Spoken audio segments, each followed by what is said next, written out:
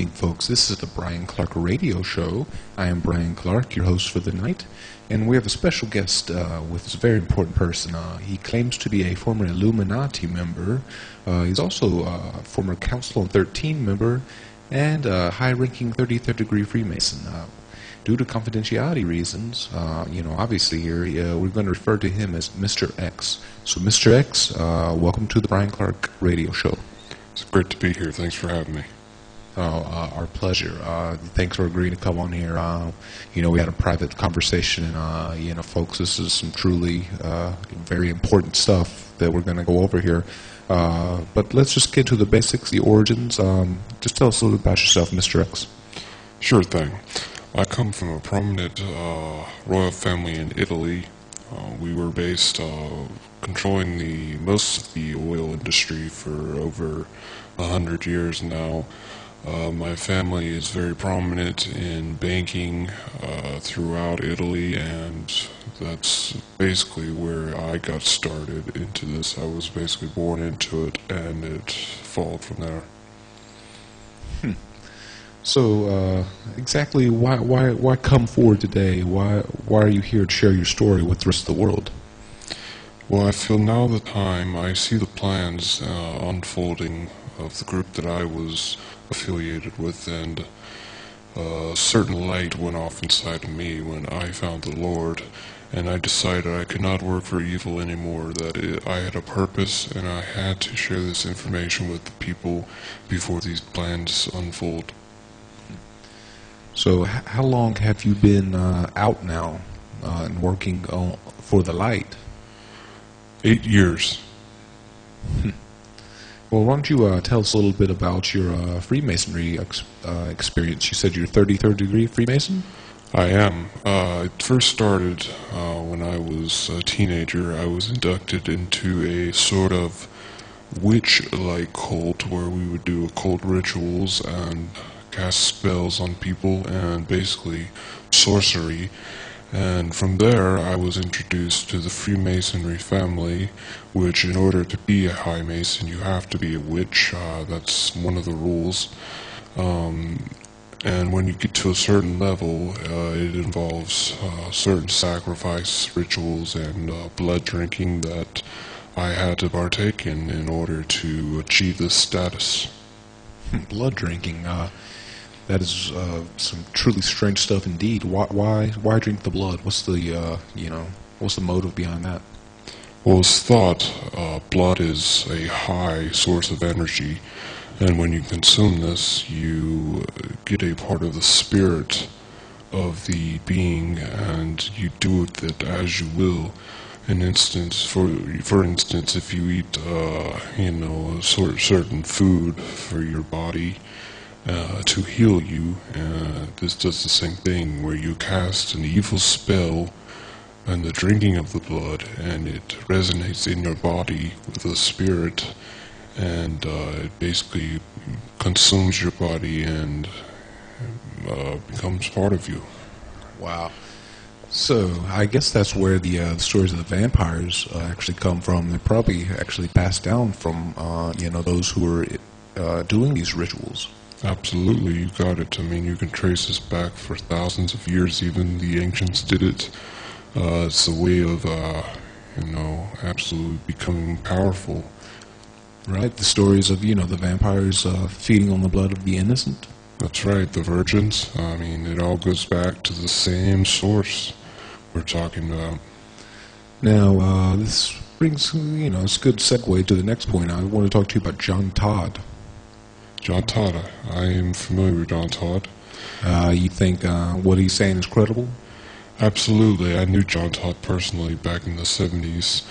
John Todd was mostly in charge of the music aspect of the Illuminati and the occult. He was a member of Zodiac Records. He was actually the head of Zodiac Records. And he would set up certain bands who would have to follow these procedures. If you look into Led Zeppelin, they recorded House of Crowley House. They all do, they take the master tape and they take it to the temple, and there's a satanic altar there and a pentagram, and they cast demons to go out on these records. And in the 80s, you had people killing themselves, and they saying it was if you played backwards. But no, what that was, those was demons on these spells taking hold of people's minds and making them basically either self-destruct or go crazy. Right, and that the playing it backwards, you think that was a whitewash to cover up the truth of what, John Todd was coming out and saying at this time, which was, causing sort of a buzz underground. Absolutely, I believe that very much. Wow. Okay, well, so talk a little bit now about the Council of 13. Council of 13 is basically certain bloodline families that control, like little pawns, certain aspects of every population, every state, every government worldwide. It's run through the Black Pope, the Vatican. It's run through, of course, the CIA, the Pentagon, United Nations. You could say they basically control the world. Wow. Well, in terms of the Vatican, CIA, some of those things you're bringing up, well, of course, a lot of us know about the child sex slave industry. Could you speak to that? Yes, well, that's also another very popular thing. I mean, the lower witch is very much engaged in the sexual orgies and pedophilia and mind control sex slave that Kathy O'Brien, transformation of America, she goes into this. And I've seen it done. I've seen people that totally don't know who they are. They just serve the purpose of sex to basically pleasure these Illuminati, these high-up people who have the power of sorcery and witchcraft on their side, and they know what they're doing, and they use it to their advantage.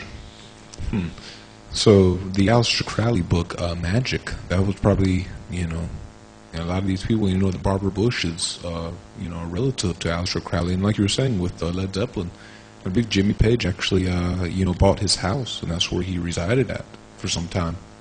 Yes, they all know about Aleister Crowley. Aleister Crowley actually went to Egypt and said to have conjured up the spirit of Satan in the Great Pyramid. Yes, exactly. And you can, there's a lot of credence to what you're saying. You can watch when, somebody launches into Stairway to Heaven.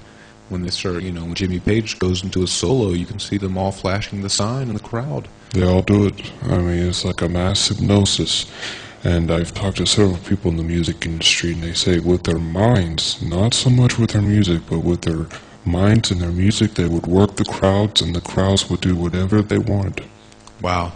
So you're saying that this hand sign that they give, and show that to the people who are watching all over the world, so they'll know what this sign is to look for. Okay, standard Diablo, alright. When you look at this, people say Helen Keller first came up with this, and she did. And they say it means I love you, but when you look at Helen Keller, it's interesting that she was very much into the occult. And she used this as I think a slap in the face to the whole phrase I love you, saying, I love Lucifer. And when you see all these politicians around the world making this sign, these people in the music industry, I think this is not a coincidence. A lot of people follow the leader. They just see people do it and they think it's cool, but most of them know it has meaning. It's a way of communicating with each other. It's a way of letting them know that I am with the Brotherhood of Lucifer. Wow. And so would you say it's a form of mind control on people? It can be, yes, for the weak minds. I mean, most people's minds are weak. I mean, they have no clue about anything going on. They don't know the sorcery, the magic, the propaganda on every level. They just have no clue. So yes, it works. Mind control, absolutely.